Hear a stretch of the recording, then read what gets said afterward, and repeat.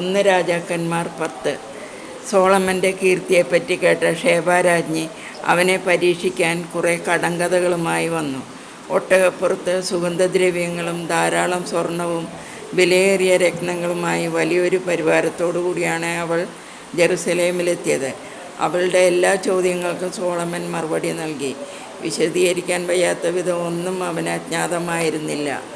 സോളമൻ്റെ ജ്ഞാനം, അവൻ പണിയിച്ച ഭവനം, അതിലെ സജ്ജീകരണങ്ങൾ എല്ലാം കണ്ട് ഷേബാരാജ്ഞി അന്താളിച്ചു പോയി.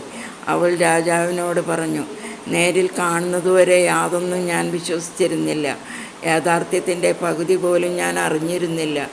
അവൾ 120 താലന്ത് സ്വർണവും രത്നങ്ങളും സോളമന് കൊടുത്തു. ഷേബാരാജ്ഞി സമ്മാനിച്ചിടത്തോളം സ്വർണവും സുഗന്ധദ്രവ്യങ്ങളും പിന്നീട് ആരും സോളമന് കൊടുത്തിട്ടില്ല. ഓഫീറിൽ നിന്ന് സ്വർണവുമായി വന്ന ഹീരാമിൻ്റെ കപ്പലുകൾ ധാരാളം രക്തചന്ദനവും രത്നങ്ങളും കൊണ്ടുവന്നു. രാജാവ് ആ ചന്ദനം കൊണ്ട് കർത്താവിൻ്റെ ആലയത്തിലും കൊട്ടാരത്തിലും തൂണുകളും ഗായകർക്ക് വീണയും തമ്പുരുവും ഉണ്ടാക്കി. അത്തരം ചന്ദനം ഇന്നുവരെ ആരും കണ്ടിട്ടുമില്ല. സോളമൻ രാജാവിന് 1 വർഷം ലഭിച്ചിരുന്ന സ്വർണം 666 താലന്താണ്. നികുതിയും കപ്പവും വഴി ലഭിച്ചത് വേറെയും. സ്വർണം അടിച്ചു പരത്തി സോളമൻ രാജാവ് 200 പരിചകളുണ്ടാക്കി. രാജാവ് വലിയൊരു ദന്തസിംഹാസനമുണ്ടാക്കി. അത് സ്വർണം പൊതിഞ്ഞു.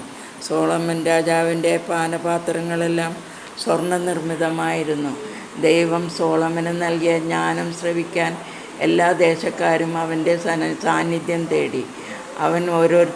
അവർ ഓരോരുത്തരും ആണ്ടുതോറും സ്വർണവും രത്നങ്ങളും വലിയ വിലപിടിപ്പുള്ള പല സമ്മാനങ്ങളും അവന് നൽകി.